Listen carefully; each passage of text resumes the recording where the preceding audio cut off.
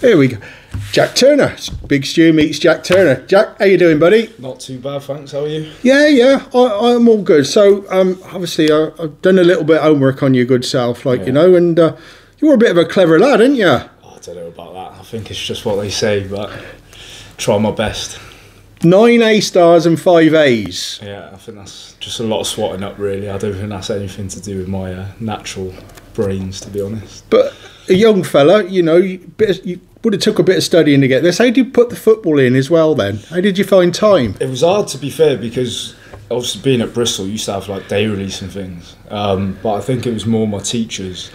They threatened to take it away if my studying went downhill. So I think that's what actually led to me doing not too bad in the end. You worked well with threats then? Yeah, that's what it is. Yeah, work well with threats. I hope you don't tell the gaffer that, mind. So from an early age, Cardiff born, obviously started out in Cardiff but then switched to Bristol City. Yeah, so it was actually one of my mates that I used to play football with.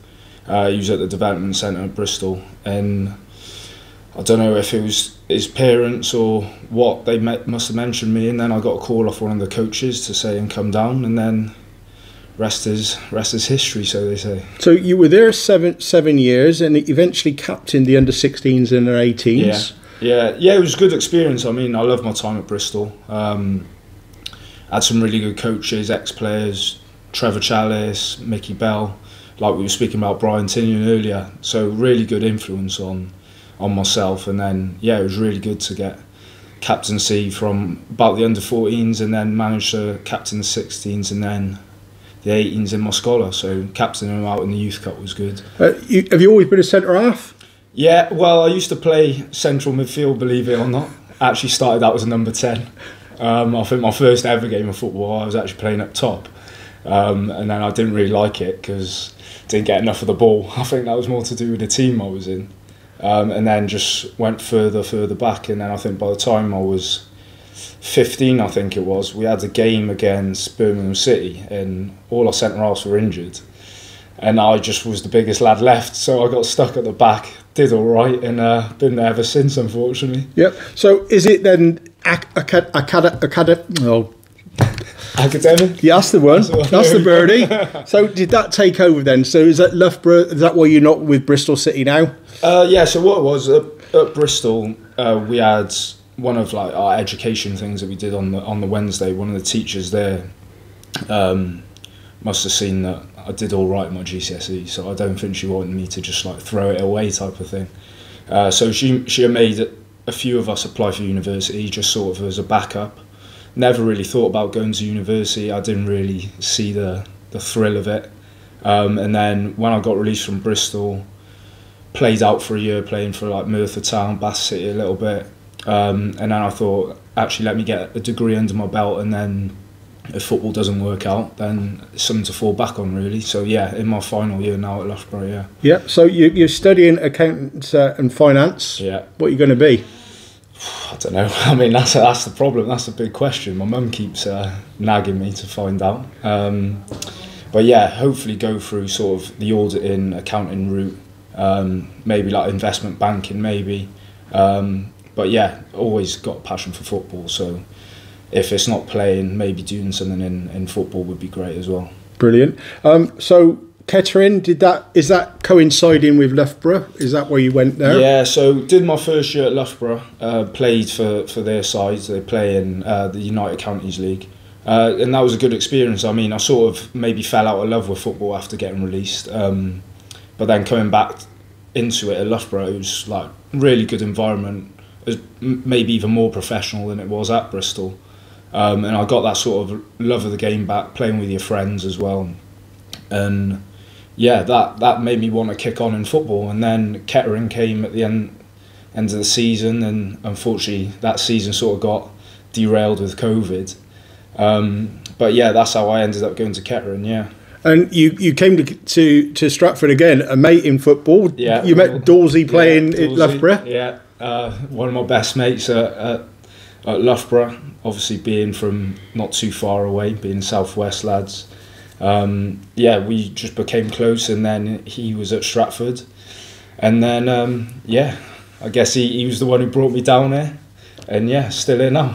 Brilliant. Now here you've you started off, and I think you play in every position along that back line for the beginning of the season, doesn't it? Yeah, I think I played right back, left back, centre half. I mean, I worried when Liam got injured. I thought I might get the gloves on, but yeah, I mean, I'm just happy to play. So wherever the gaffer wants me to play, that's fine. But yeah, predominantly a centre half, and yeah, that's where I want to play really. But we've got a lot of talented lads in the squad, so wherever I can play I'm happy to do. So early part of the season, you're playing for Stratford.